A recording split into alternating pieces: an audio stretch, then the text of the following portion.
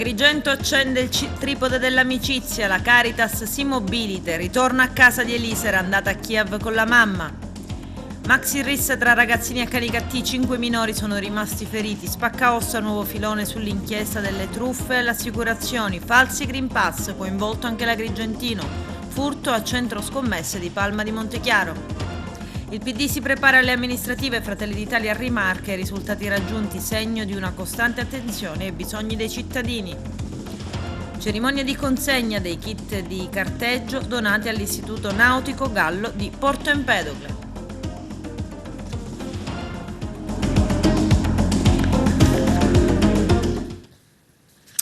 Bentrovati gentili telespettatori al nostro appuntamento con l'informazione. No alla guerra, Agrigento accende il tripode dell'amicizia tra i popoli. Il nostro direttore Arturo Cantella. Si è svolta ieri una manifestazione in favore del popolo ucraino, vittima della guerra da parte della potenza russa, un evento molto partecipato che si è svolto presso la chiesa di San Nicola, simbolo, un santo venerato in Russia, presente in molte città italiane ed europee, e dalla Chiesa greco-ortodossa. L'evento è stato promosso da Paolo Cilone dell'Anio. Hanno aderito tante associazioni culturali agrigentine. Una breve preghiera è stata fatta da Don Lillo Argento, quindi il commento di Paolo Cilone, il saluto del sindaco di Agrigento Francesco Miccichè, a seguire la lettura di alcune poesie sulla pace da parte di diversi agrigentini, quindi l'accensione del tripode della pace con la vista del Tempio della Concordia, il momento più bello e aggregante della cerimonia, con l'auspicio che la guerra finisca presto e l'Ucraina possa tornare di nuovo a vivere giorni sereni e felici. È un'iniziativa per stare vicino al popolo ucraino che in questo momento sta vivendo momenti difficili dove la barbarie si va avanti con le bombe e con quelle che sono le armi più terribili che il momento offre all'Unione Sovietica. Noi siamo qui per un momento di preghiera per i caduti e soprattutto anche una preghiera per gli stessi russi che sono stati presi, bastonati e portati nelle carceri perché avevano dato prova di solidarietà verso l'Ucraina. Quindi sono momenti difficili ai quali noi dobbiamo rispondere con la solidarietà, con l'amicizia e con la vicinanza.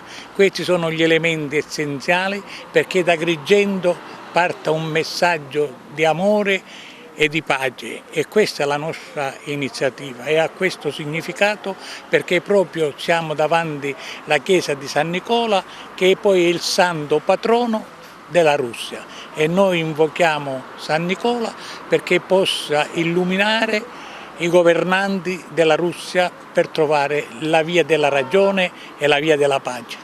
Come si svolgerà l'evento?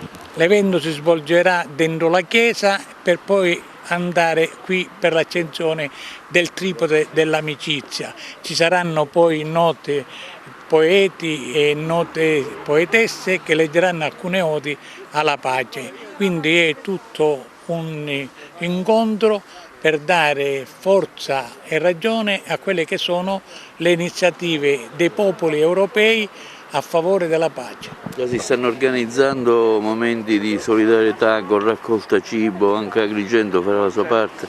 Beh, credo che sia la prima iniziativa che si sta svolgendo nella città dei Templi, c'è una città che è nata, cresciuta per il bene degli altri ed è stata sempre una città ospitale e soprattutto solidale con tutti i popoli e noi qui apriamo sempre le nostre porte a tutti coloro i quali attraversano il Mediterraneo perché trovino in Europa quel grande Eden che non hanno nella loro terra. Sono presente qui con tantissimi amici, penso che questo grido che oggi noi facciamo contro la guerra è importante, anche la comunità agrigentina è contraria a quello che sta succedendo nel nord e est Europa, è assurdo che nel 2022 ancora debba essere la legge del più forte, quasi la legge della giungla, cioè io sono più forte di te e quindi io comando, io ti occupo, io sopravvalico, assolutamente non è accettabile. Quindi oggi si farà questa manifestazione, così come anche tutte le altre città d'Italia. Mi sono attivato stamattina anche con Sua Eccellenza il Prefetto e siamo pronti anche per un'eventuale accoglienza. Ci saranno raccolta indumenti, beni di prima necessità, stanno arrivando un po' diversi appelli a diverse associazioni anche agrigentine. Sì, ho visto anche che le associazioni di volontariato agrigentine sono presenti, sono vigili e quindi stiamo organizzando dei centri di raccolta e quant'altro. La Caritas diocesana di Agrigento aderisce alla campagna di raccolta fondi per la popolazione ucraina promossa dalla Caritas italiana per fornire generi alimentari, prodotti per l'igiene, medicinali, acqua potabile e coperte. Vediamo. Anche la Caritas diocesana di Agrigento si mobilita per l'Ucraina. Il direttore Valerio Landri, in un suo comunicato stampa, comunica che la Caritas aderisce alla campagna di raccolti fondi indetta dalla Caritas italiana a supporto delle attività di Caritas Ucraina e delle Caritas limitrofe. Valerio Landri scrive dicendo: carissimi, tanti hanno già manifestato il desiderio di fare qualcosa a sostegno della popolazione ucraina in questi giorni convulsi in cui ancora si spera che gli attacchi possano fermarsi e che una soluzione diplomatica possa restituire la pace a quei territori e all'Europa intera.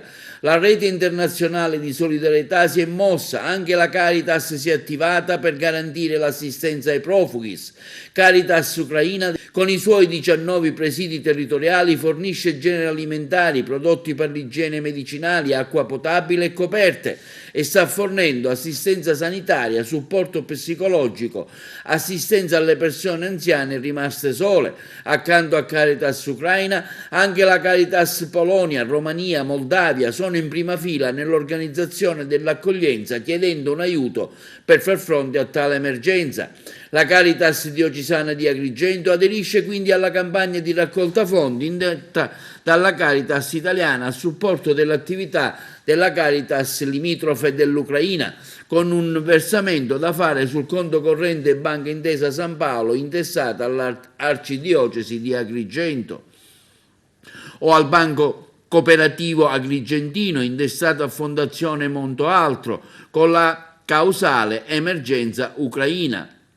Landri precisa inoltre che non si procederà alla raccolta di generi alimentari, indumenti e medicinali, in quanto la stessa, con lo stoccaggio e l'invio, comporterebbe un grave spreco di risorse umane ed economiche e sarebbe peraltro molto difficile far arrivare container in Ucraina in questo momento. Le Caritas destinatarie, continua Landri, potrebbero non avere la disponibilità anche di spazi idonei per lo stoccaggio dei prodotti e dei medicinali raccolti, potrebbero non rientrare nei protocolli in vigore nei paesi di destinazione. Altre organizzazioni internazionali come l'UNHCR si stanno attivando per fornire medicinali. Ricorda, continua Landri, l'invito alla preghiera e al digiuno fatto dal Santo Padre per il 2 marzo, mercoledì delle Ceneri. Come cristiani crediamo infatti nel valore e nell'efficacia della preghiera e del digiuno. Non sappiamo ancora, conclude Landri, se sarà richiesta alla nostra diocesi l'accoglienza dei profughi ucraini. Tuttavia stiamo censendo eventuali disponibilità da parte delle parrocchie e privati. Eventuali disponibilità potranno essere segnalati direttamente alla segreteria della Caritas di Agrigento chiamandolo 0922 49 00 43. Elena qualche giorno fa è partita per Kiev con la figlia Elisa di appena 8 anni per andare a salvare l'altra figlia rimasta bloccata dalle minacce di guerra che poi si sono concretizzate. Così questa famiglia si è trovata incastrata in un meccanismo spaventoso con Elisa, che è una bambina disabile bisognosa di cure e attenzione. Oggi hanno fatto ritorno a Palermo. Vediamo.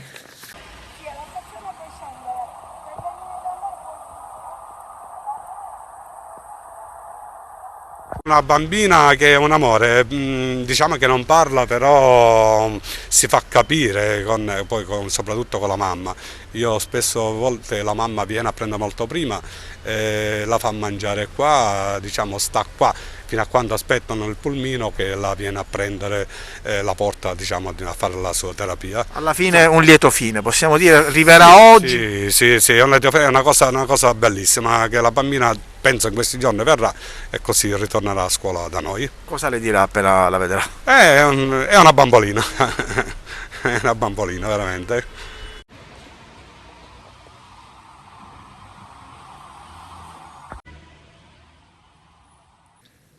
5 minorenni tra i 14 e i 17 anni sono rimasti feriti durante una maxi rissa avvenuta la notte scorsa in piazza Dante a Canicattì, in provincia di Agrigento. Per il più grave dei 5, che ha subito la perforazione del polmone in seguito a un accoltellamento, si è reso necessario un intervento chirurgico d'urgenza all'ospedale Barone Lombardo. Ancora non è chiaro cosa abbia innescato la lite iniziale, ben presto trasformatasi in una maxi rissa. L'ipotesi degli investigatori è che i ragazzi che si trovavano in piazza Dante durante la sera, affollata da tantissimi giovani, avessero bevuto troppo. La rissa, secondo i primi accertamenti della polizia, avrebbe coinvolto tra i 10 e i 15 ragazzi.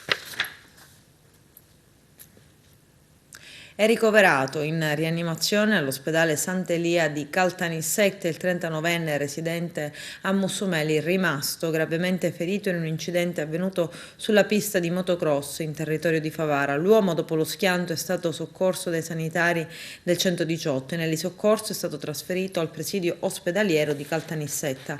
Ha riportato gravi traumi alla testa e al torace e in prognosi riservata. Falsi incidenti per ottenere assicurazioni, 8 fermi e 23 indagati, un nuovo filone della cosiddetta truffa alle assicurazioni degli spaccaossa a Palermo. I dettagli nel servizio. Sì, c'è tuo cognato alle 4 sono io là. Prepara le 2.000 euro che io ho speso. Ho speso 2.000 euro. Ho preso 1.000 euro sulla pagina se sei nato, va bene? Le vittime venivano messe su un tavolo, immobilizzate con dei mattoni e poi colpite con dischi di ghisa o borse piene di mattoni in modo da fratturargli gli arti. Il tutto avveniva nella stanza degli orrori. Sono i particolari agghiaccianti che emergevano dall'operazione di polizia e guardia di finanza palermitani, con la quale è stata sgominata la banda denominata Spaccaossa. Mutilavano gambe e braccia per truffare le assicurazioni. Nei minimi particolari, gli inquirenti, in quel 15 aprile 2019, hanno ricostruito ben 76 episodi, ma sottolineava il capo della squadra mobile di Palermo, Rodolfo Ruperti, i casi sono molti di più e l'inchiesta è molto più complessa. Le vittime hanno raccontato che in alcuni casi gli spaccaossa fratturavano gli arti anche a 7 persone a sera.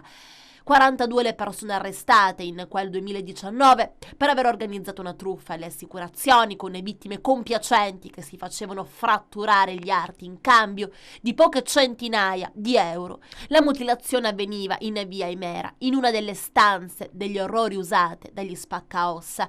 Neanche l'età delle vittime costituiva un deterrente per la banda. L'ultima in ordine di tempo, un giovane di soli 16 anni, reclutato da un amico e pronto a farsi rompere gli arti in cambio della promessa di soldi che molto probabilmente non avrebbe mai visto. Io penso che voi l'avete fatto per i soldi finali, giusto? Quelli grossi. Sì. Ecco. Io stesso, perché io un vero niente. Io non vedo né cosa sei, e per i medicinali pensiamo neanche, per i visiti veniamo a pigliare neanche. E perché non parli con l'avvocato che è venuto da te, l'avvocato, a dirti di che cosa hai bisogno? Ma ti congiuricite?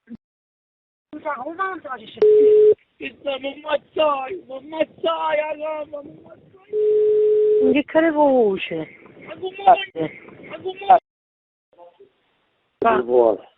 Maria, basta. Maria, tutti dei sangue. Ma non può essere, da proprio soccorso. Quindi non sa carraggia allora. Meschina. Meschino io, la figlia senza pesce. E mentre la banda degli Spaccaossa diviene uno sceneggiato filmico, oggi questo scenario inquietante si ripete per la seconda volta. Una nuova banda di Spaccaossa è stata infatti scoperta dai poliziotti del commissariato di Brancaccio nell'operazione che si è estesa alle province di Novara, Torino, Vercelli, Milano e Varese. Sono indagate 31 persone, 8 delle quali destinatarie di fermo e decreto di sequestro preventivo. Inoltre 15 dei 31 soggetti indagati sono stati segnalati alla magistratura in quanto percettori direttamente o attraverso i loro familiari del reddito di cittadinanza. A capo dell'organizzazione ci sarebbero i pregiudicati Vincenzo Maccarone e Giuseppe Zizza. Entrambi si trovano in carcere. Matteo Corrao, arresti domiciliari per lui. Per gli indagati GB ed SC, questa è l'iniziale, è scattata la misura cautelare dell'obbligo della presentazione alla polizia, mentre le altre 3 persone indagate sono state rimesse in libertà. Le truffe risalirebbero al periodo compreso fra il 2017 e il 2020. Le finte vittime, in massima parte, avevano raccontato di essere state investite mentre andavano in bicicletta, ma in realtà sarebbero state mutilate dalla stessa organizzazione in cambio di poche centinaia di euro, anche in questo secondo caso. Circa 2 milioni di euro il volume di affari, di cui 700.000 già pagati dalle compagnie di assicurazione. Pratiche per 1.200.000 euro stavano per essere liquidate. Grazie all'attività di indagine dei poliziotti del commissariato di Brancaccio è stato però possibile bloccare la liquidazione di alcuni indennizi per centinaia di migliaia di euro. Le indagini sono scattate nell'aprile del 2020, quando un uomo ha cercato di aprire un conto corrente all'ufficio postale di via Galletti con una carta d'identità taroccata, ma decisiva è stata la collaborazione di 2 vittime che hanno raccontato delle fratture subite dell'organizzazione dei finti incidenti, fino a svelare l'importo liquidato dalle compagnie assicuratrici. Durante le indagini e specialmente durante l'attività di intercettazione è stato rilevato che 3 capi dell'associazione criminale avevano un tenore di vita sproporzionato rispetto ai redditi dichiarati. Sono stati così effettuati gli accertamenti patrimoniali, individuati beni mobili e mobili ritenuti di provenienza illecita che sono stati sequestrati. Tra gli altri una casa, 2 magazzini e 9 tra auto e motociclette di estremo lusso. L'impegno e i progetti del PD in vista delle prossime elezioni. L'intervista al segretario provinciale del partito Simone Di Paola del nostro direttore Arturo Cantella. Alla manifestazione per la pace ha assistito anche una delegazione del Partito Democratico con in testa il segretario provinciale agrigentino Simone Di Paola, l'ex assessore della Giunta Filetto Gerlando Riolo. L'occasione è anche servita per fare il punto sulla situazione politica del partito di Enrico Letta in provincia di Agrigento in vista dei prossimi appuntamenti elettorali e comunali e regionali, anche considerando il cosiddetto campo largo auspicato dal segretario nazionale del partito. Ma intanto occorre dire che il PD oggi è qua per difendere il diritto dell'umanità a costruirsi un futuro di pace. Il Partito Democratico non può che essere presente laddove si richiamano quelle grandi idealità, quei grandi valori che ne fanno una grande forza di radicamento popolare. E quindi oggi era doveroso da parte mia essere qua a rappresentare l'intera comunità provinciale del Partito Democratico. Il Partito Democratico in provincia di Agrigento è una grande risorsa, una grande miniera di risorse, di intelligenze, di idee, desiderose solo di mettere le proprie conoscenze, la propria passione civile, le proprie competenze a disposizione di un nuovo modello di militanza.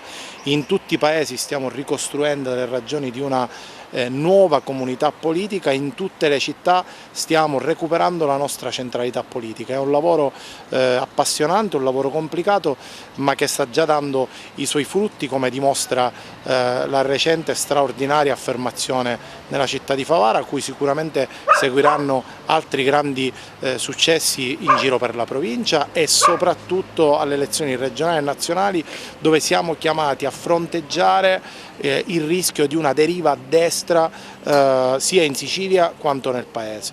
Quindi lei capisce che le sfide che ci attendono sono tantissime, numerosissime, ma l'enorme patrimonio di intelligenza e di passione civile che il partito mette a disposizione di questo territorio mi fanno assolutamente ben pensare.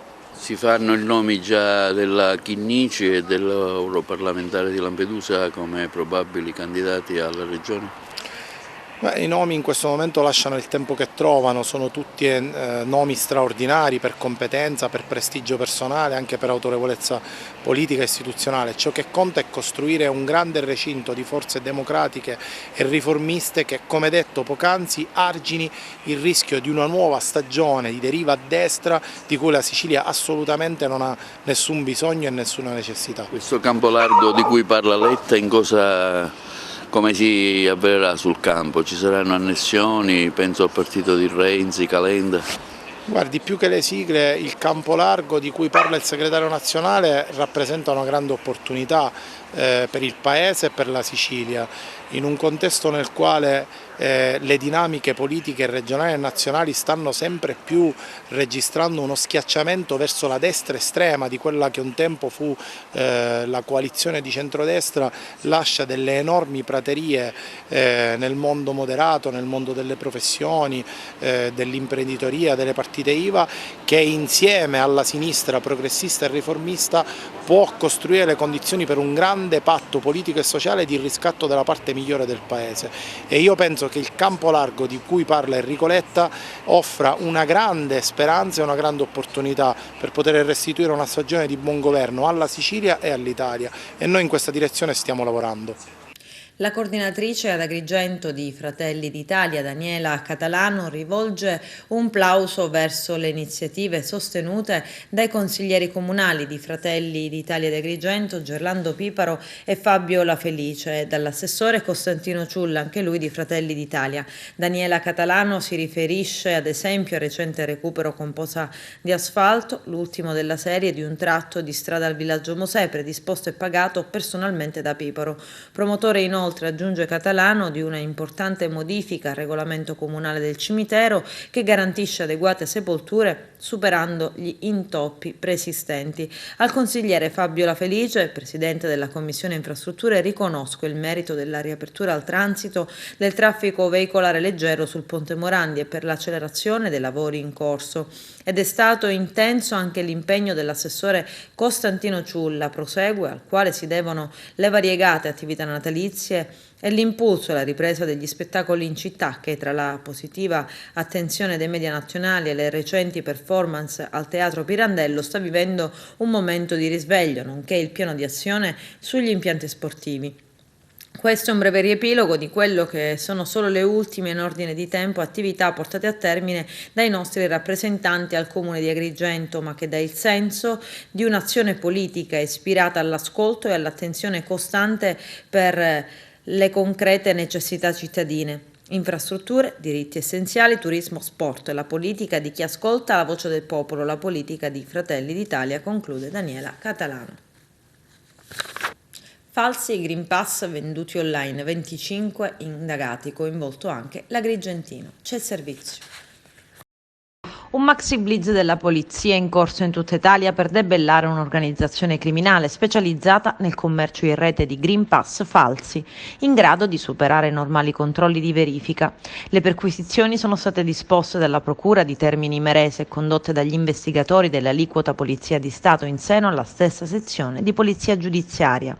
Gli investigatori, al termine di complesse indagini informatiche, hanno individuato una struttura criminale che pubblicizzava attraverso diversi canali Telegram la vendita di certificazioni verdi Covid-19 a persone senza vaccino.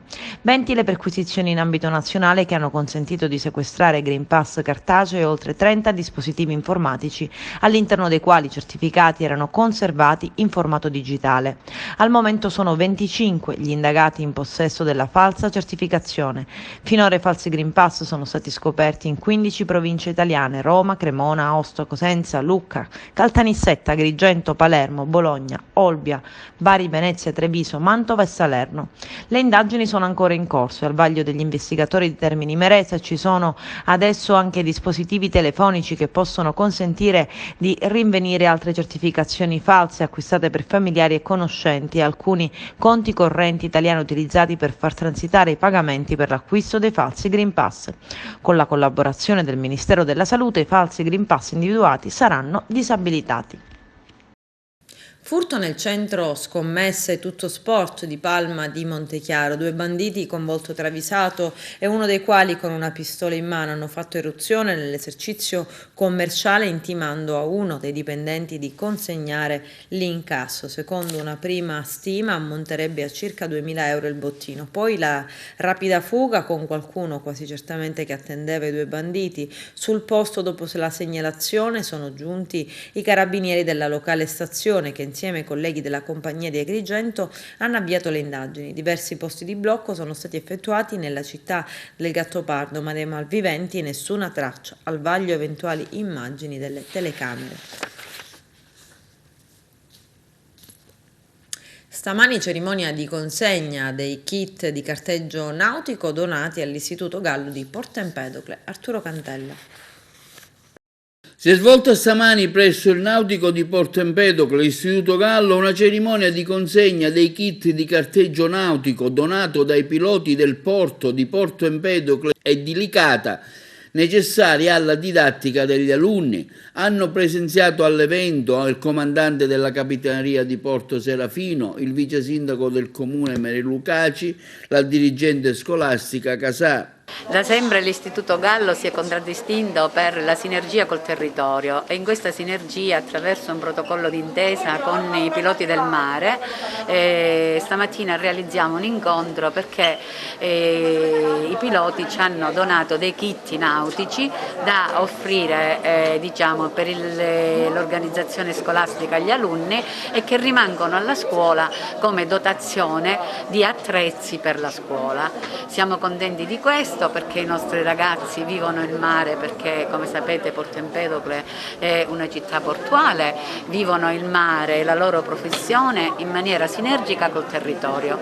I ragazzi sono tutti entusiasti di questa mattinata, chiaramente verranno anche i rappresentanti, chi ci ha offerto questi kit e sarà una giornata e una mattinata all'insegna della sinergia scuola-territorio. Ecco, il nautico è un indirizzo importante, vero Presidente? Sì, il nautico a Porto Empedocle dà diciamo, uno spiraglio ai nostri ragazzi di poter intraprendere delle attività e una professione che può dare grandi opportunità. Di questo siamo contenti. I nostri ragazzi sono ragazzi tutti con la passione diciamo, per questo titolo di studio che andranno a prendere e con la passione verso le attività marinare e portuali. Sì, chiaro, è una soddisfazione aver potuto partecipare con diciamo, la donazione di carte nautiche e scadrette per la scuola, per i ragazzi,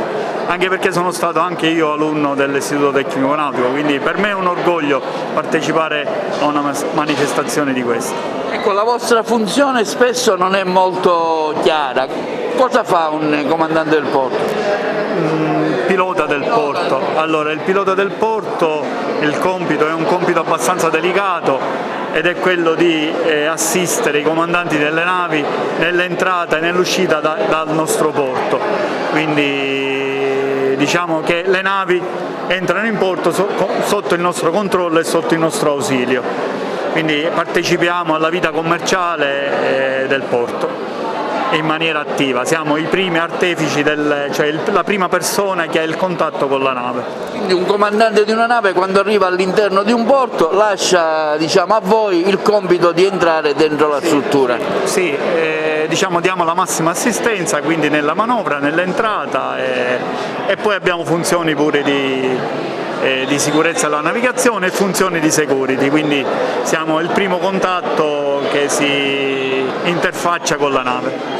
Noi come amministrazione vogliamo stimolare la crescita di questo istituto perché pensiamo che Porto Empedocle come città marinara, come ha proprio detto lei, abbia bisogno di far crescere l'istituto nautico e farlo diventare il fiore all'occhiello. Dovremmo cercare di creare più attività possibile anche all'interno del porto, dovrebbe esserci un'attività di tutoraggio, un'attività di coesione, sinergia proprio con il porto. Vogliamo che questo istituto possa andare solamente a crescere e fare in modo che anche ragazzi della provincia possano venire a Porto Empedocle per questo indirizzo.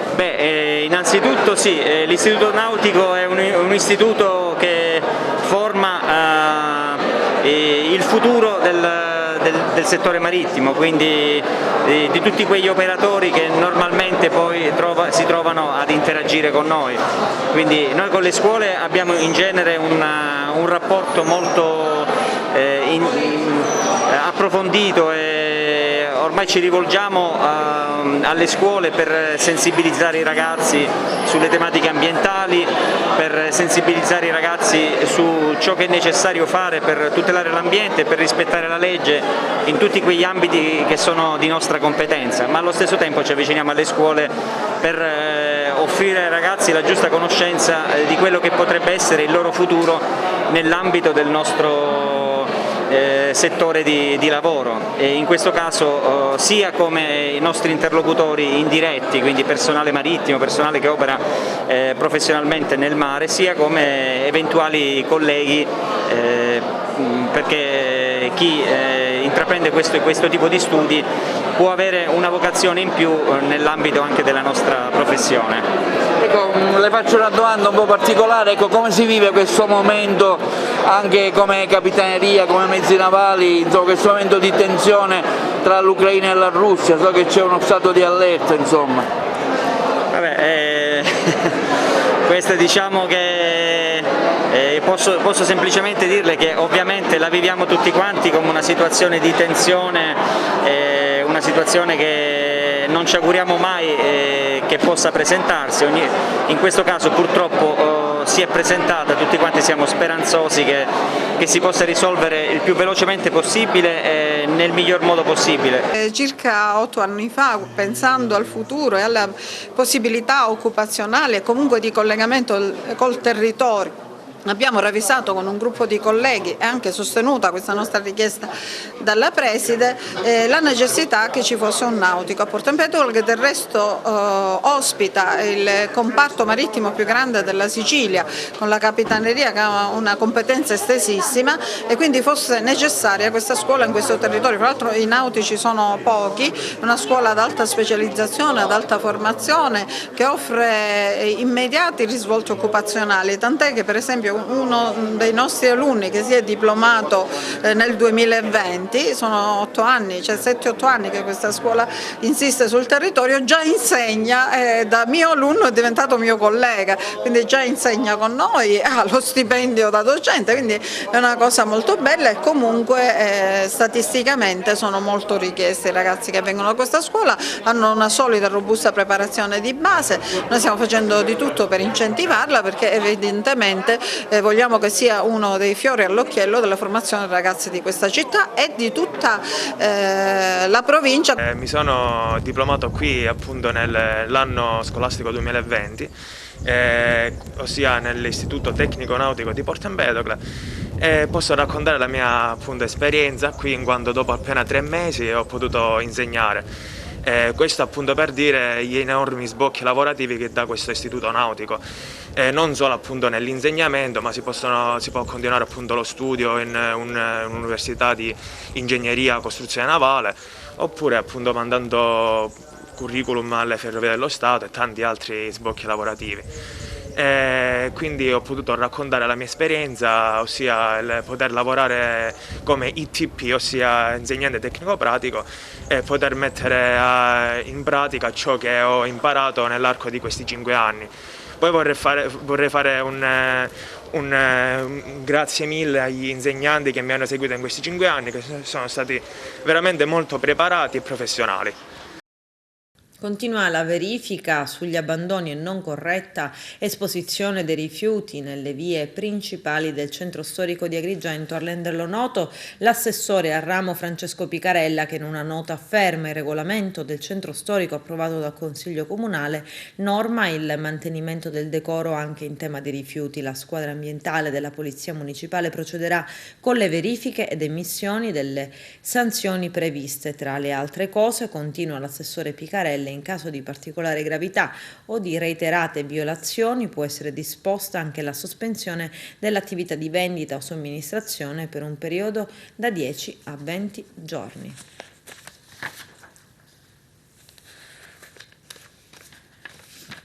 Adesso c'è la pubblicità, a tra poco vi aspetto.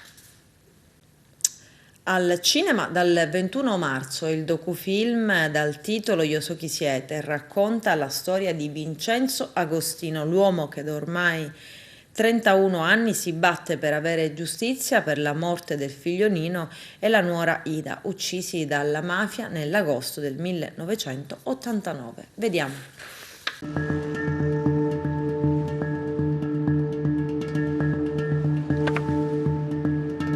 Tutto cominciò quel 5 agosto del 1989. Nino Agostino, agente della polizia e della questura di Palermo, venne ucciso a Villa Grazia di Carini insieme a Ida, la giovane moglie peraltro in attesa di un nascituro. Si trovarono lì per partecipare al compleanno della sorella più piccola. Li freddarono due uomini in sella ad una motocicletta sparando a distanza ravvicinata. I genitori del poliziotto, sentiti gli spari, corrono a soccorrerli, ma non c'è più niente da fare. Nino muore tra le braccia del padre. Ida nel tragitto che la porta in ospedale. Papà Vincenzo che giura sulla bara del figlio che non si sarebbe più tagliato barba e capelli finché non si fosse accertata la verità, e a dispetto dell'incrollabile muro di gomma che si è trovato di fronte in tutti questi anni non si arrende, non abbandona la lotta, non si rassegna. Per molti è diventato un simbolo di dignità e resistenza, di devozione verso quel figlio nei cui confronti non ha mai smesso di essere padre. La stessa notte, come riporta la sinossi del film, alcuni entrarono nell'abitazione dei coniugi uccisi e requisirono degli appunti scritti a mano che Nino nascondeva in un armadio. Parrebbe che l'agente D'Agostino un mese prima avesse contribuito a sventare l'attentato all'Addaura contro Giovanni Falcone. Un docufilm dove emerge la forza e la determinazione di papà Vincenzo, che da quel giorno chiede ancora verità e giustizia. Una battaglia condotta a fianco della sua famiglia e della moglie Augusta, deceduta intanto nel 2021. Battaglia che inevitabilmente ha finito per segnare le loro esistenze. Io lo so chi siete narra una storia fatta anche da incredibili risultanze emerse, alle prese con una giustizia ben lontana dall'essere compiuta. Un film inchiesta, ma anche un viaggio intimo nel dolore di Vincenzo. La prima sequenza lo vede anziano dirigersi alla lapide vicino al mare a ricordare il triste evento. Un filo che racconta storie accomunate da depistaggi, isolamento, umiliazioni, bugie, dolore e tanta rabbia. E nega giustizia ai morti, costringendo i parenti a sospendere il normale corso delle proprie esistenze e a improvvisarsi investigatori, giornalisti o addirittura politici. La lotta di papà Vincenzo Agostino pone la questione dei familiari costretti a farsi carico di cercare la verità in sostituzione dello Stato. Continua ancora la sinossi e racconta in maniera inequivocabile la commistione di interessi, responsabilità e complicità intercorse tra lo Stato e la mafia in quell'arco di tempo. Un'opera cinematografica presentata da Silvia Cossu e Alessandro Colizzi, nonché da Massimo La Pegna, prodotta da Film Dedalus e Movie Art, nonché distribuita da Mescalito Film. Il tutto anche nel 30° anno delle note stragi, ai noi, di Capaci e Via D'Amelio. Prima proiezione lunedì 21 marzo prossimo presso il Cinema Farnese a Roma, in occasione della giornata della memoria e dell'impegno in ricordo delle vittime innocenti delle mafie, e nelle sale cinematografiche dell'isola lo stesso giorno al Cinema King di Catania e al Rouge et Noir di Palermo. Presentati 2 nuovi libri dello scrittore agrigentino Basilio Borgo in occasione del 10° anniversario della morte di suo figlio Andrea. I dettagli con Eugenio Cairone. Memorial Andrea Borgo. Il figlio di Basilio Borgo, il tifoso scrittore, è stato ricordato nel 10° anniversario della tragica scomparsa. A ricordare il giovane, assieme a papà Basilio, gli amici che lo hanno conosciuto ed apprezzato. E nel giorno dell'anniversario Basilio Borgo ha presentato altri 2 libri della collana Acragas in bianco e nero. Era stato proprio Andrea a suggerire al padre di non lasciare nel cassetto gli straordinari disegni che egli realizzava per ogni partita, partite non solo dell'Acragas, raccontate praticamente a fumetti. Fumetti davvero unici delle azioni più importanti viste sul campo. Ricordiamo che Basilio Borgo punta al traguardo dei 100 libri. È arrivato già al numero 59. C'è da aggiungere che la commozione nel locale del villaggio Mosè si è toccata con mano, ricordando Andrea Borgo. Oggi hai voluto attorno a te, Basilio, i tuoi amici più cari per ricordare Andrea, tuo figlio. Sì, 10 anni fa purtroppo ho subito un'altra tragedia, la morte del mio figlio Andrea a soli 25 anni. Purtroppo era affetto da depressione, per cui insomma, ho voluto farla finita. E ciò insomma, è stato terribile, però insomma, mi ha dato nuova carica anche per il dopo, che è stato, insomma, ero già abituato a lui, diciamo, dei miei figli era quello più giovane, per cui diciamo, mi è venuto a mancare il cosiddetto bastone. Poi dopo io, ascoltando i suoi commenti, quando mi diceva: "Pa, tu fai il disegno, metti sempre nel cassetto, perché non fai i libri? Devi fare i libri, quelli rimangono." Quindi questa cosa mi aveva detto, mi ha riccheggiato sempre nella mente, quindi ho cominciato a proporre libri, ne ho fatti 59 fino ad ora. Mi auguro di arrivare a 100. Ecco Basilio, appunto 100, hai ricordato il traguardo e oggi ricordi Andrea proprio presentando altri 2 libri. Sì, un libro è il 58esimo e il 59esimo. Il primo libro sono 2 libri concatenati perché parlano di 2 promozioni dell'Agragas che sono legate pure agli scudetti di 2 squadre di Serie A. Il primo libro è quello che è è un libro che volevo fare da tanto tempo perché praticamente recheggiava i miei primi approcci con l'S-Retro 58-59, quando l'Agras arrivò secondo dietro il Crotone che fu promosso in Serie C, poi ci fu la riforma del campionato di Serie C, quindi l'Agras fu ripescata e anche l'Avellino che è arrivata terza, per cui quindi in quell'anno il Milan vinse lo scudetto quando c'era il Altafini che veniva dal Brasile, lo chiamavano Mazzola. Poi il secondo è un libro di quando la mia Juve fregò lo scudetto alla Juve. Io lo dico perché praticamente anche che la Roma avrebbe meritato lo scudetto quando ci fu il famoso gol di Turone annullato. E contemporaneamente l'Agregas vinceva il campionato di C2 alla grande con il Bergino allenatore e con Colucci super. Praticamente quell'anno fu una cosa bellissima perché noi dopo 13 anni di Serie D siamo ritornati nella Serie C che ci riguardava. Ecco Basilio, uno dei titoli di questo libro è La zebra imbavaglia la lupa. E chi ti può dare torto dopo il risultato dell'Olimpico recentemente? Ma in effetti il risultato dell'Olimpico questa volta la lupa non può recriminare perché è colpa sua si è perso. E personalmente mi fa male. Certo, questo lo so. Purtroppo quella Juve a me non piaceva, è 4 anni che a me non piace la Juve. Infatti non è che sono convinto che potrà andare molto avanti, perché in difesa c'è un portiere che è ridicolo, ogni tanto prende gol così, sembra che dorme. Poi fa anche delle ottime parate, però non sono molto convinto di questa Juventus. C'è il nuovo centravanti che è fortissimo, veramente meriterebbe di avere dietro di lui un centrocampista come i tempi di Platini, di Tobà, questo qua. Ringrazio a tutti gli intervenuti. Avete onorato il ricordo di mio figlio. Grazie a te Basilio, con grande affetto. Basilio Borgo chiama, tu sei presente, ma oggi è una giornata particolare. Sì, quando chiama Basilio Borgo io ho sempre risposto presente, tranne alcune volte che non potevo, ma oggi non potevo mancare perché è l'anniversario della morte del figlio di Andrea, che io conoscevo bene, un ragazzo d'oro, e quindi sono venuto molto volentieri. Basilio è uno che merita, sta facendo grandi cose, con questi libri fa conoscere l'Agras, la storia, e quindi è sempre vivo in lui. E il ricordo di Andrea deve essere sempre vivo anche in noi, a me che lo conoscevo bene, un ragazzo d'oro. Basket Serie B, la Fortitudo Agrigento porta a casa anche la 17ª vittoria, battuto il Monopoli. Vediamo le dichiarazioni post partita. Coach, 68-52 contro Monopoli, arriva la 17ª vittoria, ma quanto diventa difficile mantenere alto il ritmo, alta l'attenzione e soprattutto trovare gli stimoli visto il distacco in classifica con le avversarie?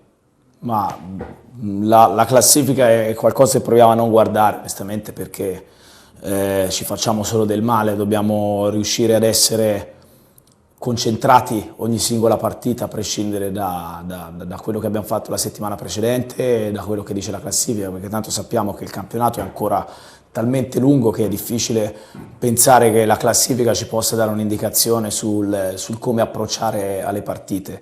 Stasera è stata una partita bruttina, dove onestamente abbiamo mancato nell'aggredirla con continuità, perché abbiamo avuto degli sprazzi in cui l'abbiamo fatto in maniera eccellente, a dei momenti in cui abbiamo accettato il ritmo che provava a imporre Monopoli, prima con una difesa che giustamente ci lasciava qualche cosa, poi con la difesa a zona nella seconda metà di partita avremmo dovuto riuscire a trovare iniziative con più ritmo. Non l'abbiamo fatto con continuità, anche se ci abbiamo provato, abbiamo avuto scarse percentuali ogni tanto anche su tiri aperti, però è stata una partita in cui abbiamo fatto un tiro e molla che potevamo sicuramente gestire in maniera differente.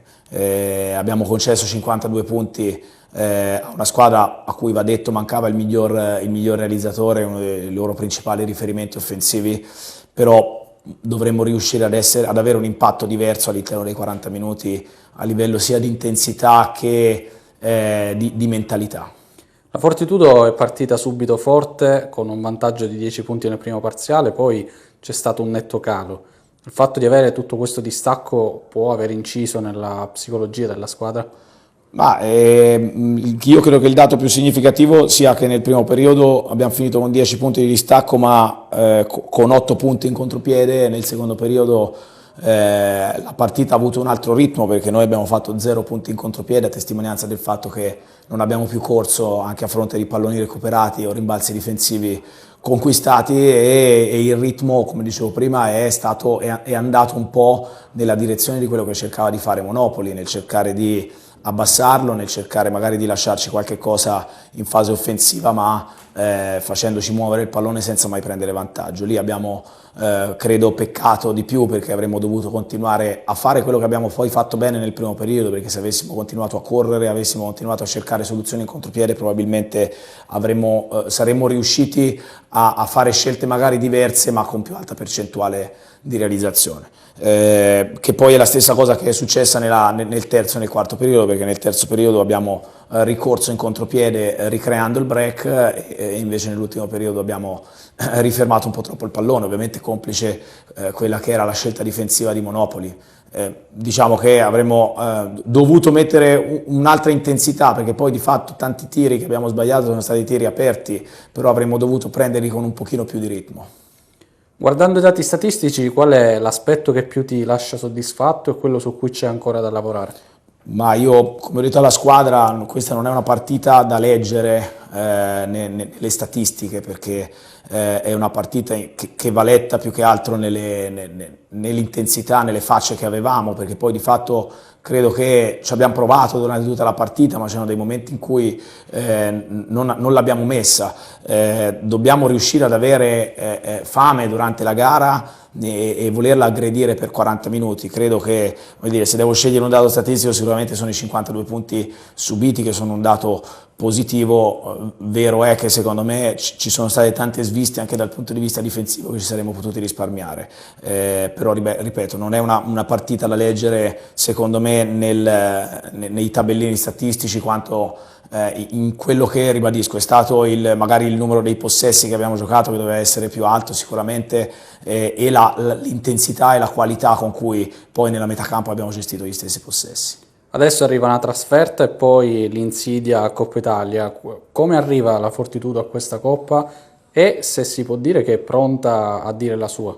Ma intanto facciamo la trasferta ad Avellino, che secondo me è una trasferta difficile, in un campo difficile, contro una squadra che non è in un momento molto positivo, che ha urgenza di raccogliere punti, così come quando sono arrivati qua, che avevano appena cambiato allenatore, adesso hanno consolidato un sistema di gioco diverso, perché è passato un girone con il nuovo allenatore, e ha cambiato un po' conformazione dal punto di vista dei giocatori, perché hanno inserito dei giocatori di grande qualità. Non credo che sarà una partita assolutamente semplice, quindi il focus sarà assolutamente alla partita di Avellino, poi andremo a giocare la Coppa Italia. La Coppa Italia è un evento importante, è un evento molto stimolante, credo che caschi in un momento particolare per noi, in cui ci dà una spinta, ci permette di andare a confrontarci e ci mette nella condizione di urgenza di non poter giocare come abbiamo giocato stasera, ma di dover mettere qualche cosa in più sotto tutti i punti di vista. Quindi sicuramente da oggi noi ci prepariamo per una trasferta molto difficile e per una Coppa Italia nella quale vogliamo andare, dove vogliamo confrontarci, vogliamo divertirci, vogliamo affrontare squadre che non sono nel nostro girone e che quindi ci possono dare un termine di paragone diverso. Ovviamente noi andiamo per fare il nostro, per provare a vincere tutte le partite, sappiamo che andiamo a una manifestazione molto impegnativa, ma ripeto, adesso la cosa che dobbiamo fare è stare in palestra e alzare la qualità di quello che facciamo proprio per arrivare pronti prima ad Avellino e poi alla Coppa Italia. Nico, 68-52 arriva questa 17ª vittoria consecutiva, oggi siete stati nettamente superiori. Quanto è difficile trovare gli stimoli in questo campionato dove siete nettamente avanti? Allora, in primis Monopoli, nonostante magari l'andazzo della partita è una buonissima squadra, a cui mancava il suo principale riferimento offensivo, quindi questo va chiarito senza ombra di dubbio. Dopodiché gli stimoli, uno potrebbe pensare che ci accontentiamo di 17 vittorie, però è un campionato lungo, mancano ancora 10 partite e l'obiettivo nostro comunque è arrivare ai playoff nel miglior modo possibile, quindi secondo me non c'è neanche bisogno che troviamo lo stimolo, perché c'è da inizio stagione a questa parte. Partite come quella di oggi sono fondamentali nella preparazione della Coppa Italia. Quanto sentite questa competizione? Quanto è difficile affrontarla? Allora, sicuramente la Coppa Italia sarà una bella prova, anche perché sfidiamo squadre del girone che poi andremo a incrociare ai playoff, quindi da una parte non vediamo l'ora, però questo non ci toglie lo sguardo che soprattutto queste partite di campionato dobbiamo affrontarle bene, perché la Coppa Italia sarebbe bellissimo tutto, però alla fine non è il nostro obiettivo principale, se lo possiamo mettere in questo modo. Nel secondo quarto sembrava che Monopoli potesse rientrare in partita, quanto è stato difficile tenere poi alta l'attenzione, fanno anche complimenti ai bambini, quanto è stato difficile poi recuperare le energie e di portare avanti il match? Abbiamo avuto un approccio molto buono nel primo quarto, si è visto il risultato, ci aspettavamo una reazione da parte loro, c'è stato un calo senza ombra di dubbio nostro, quindi all'intervallo l'idea era ripartire come se la partita fosse 0-0, dimostrare quello che siamo e per fortuna questo si è plasmato sul risultato. Il Tennis Club Città dei Templi di Agrigento, sede della prima tappa del torneo giovanile di padel della Federazione Italiana Tennis, a fare gli onori di casa il presidente del circolo Alessandro Platania. Vediamo il servizio. 90 iscritti in 4 categorie, 52 match giocati, 5 atleti della nazionale italiana juniores 2021, 7 atleti provenienti dal Lazio e dalla Puglia. Sono questi i numeri del più grande torneo giovanile di padel svolto in Italia. Felice ed orgoglioso di aver ospitato questo primo torneo giovanile al Tennis Club Città dei Templi, si dice il presidente Alessandro Platania. Abbiamo l'onore di fare questo esordio a livello regionale di una serie di tornei giovanili. Contro ogni positiva idea di partecipazione abbiamo avuto in questa prima tappa record assoluto di tutte le categorie, dall'Under 12 maschile e femminile all'Under 18 maschile, con livelli di padel veramente elevati, perché abbiamo tra gli iscritti ragazzi che sono già nel giro della nazionale. Organizzazione perfetta con la presenza costante del consigliere regionale addetto al settore padel della FIT, Adriano Sammatrice. È un successo inaspettato, siamo orgogliosi e fieri, noi tutti del Comitato Regionale Siciliano, in primis il Presidente Giorgio Giordano ed io come responsabile del settore padel, abbiamo creduto tantissimo in questo circuito under regionale e il risultato sono stati questi 2 giorni meravigliosi. Siamo riusciti a portare qui un'ottantina di ragazzini, sono venuti anche da altre regioni d'Italia proprio perché c'è sete e bisogno di attività juniores. Siamo veramente partiti con le vele spiegate e speriamo che un torneo come questo, siamo stati accolti in maniera splendida dal maestro Platania e dal suo club, possa essere da apripista per una serie di eventi veramente di grande successo. Fiamma Capitani ha curato tutte le attività, grande risposta di pubblico che ha gradito lo spettacolo offerto dai giovani talenti.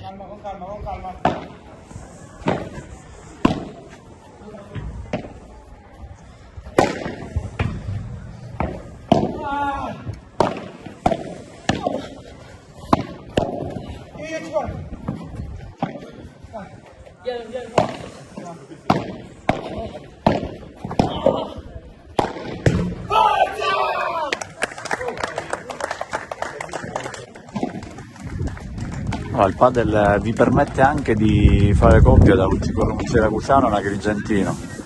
Ecco, raccontateci un po'. Quest'anno sono stato chiamato per andare a fare la squadra a Siracusa. Niente, ho questa possibilità di viaggiare, di conoscere gente nuova, di divertirmi anche con loro, perché alla fine è sempre un divertimento. Ti stai divertendo? Com'è il livello qui oggi in questo torneo? Il livello è molto bello, c'è gente anche da fuori, da Roma, ora ci siamo stati con gente di Roma, che giustamente è bello giocare con gente che viene da fuori, con altra gente, sempre le stesse persone, prima l'anno scorso c'erano, giocavamo sempre con gli stessi. Ora invece è più bello, anche l'organizzazione è spettacolare, stiamo trovando veramente bene. È solo l'inizio di un percorso di promozione e propaganda tra i giovani tesserati fit che vedrà altri tornei con numeri sempre in crescita. Prossima tappa prevista a metà marzo allo Sport Village di Caltanissetta. Con questo è tutto, termina qui l'edizione del telegiornale. Grazie per la gentile attenzione e per essere stati con noi. A presto.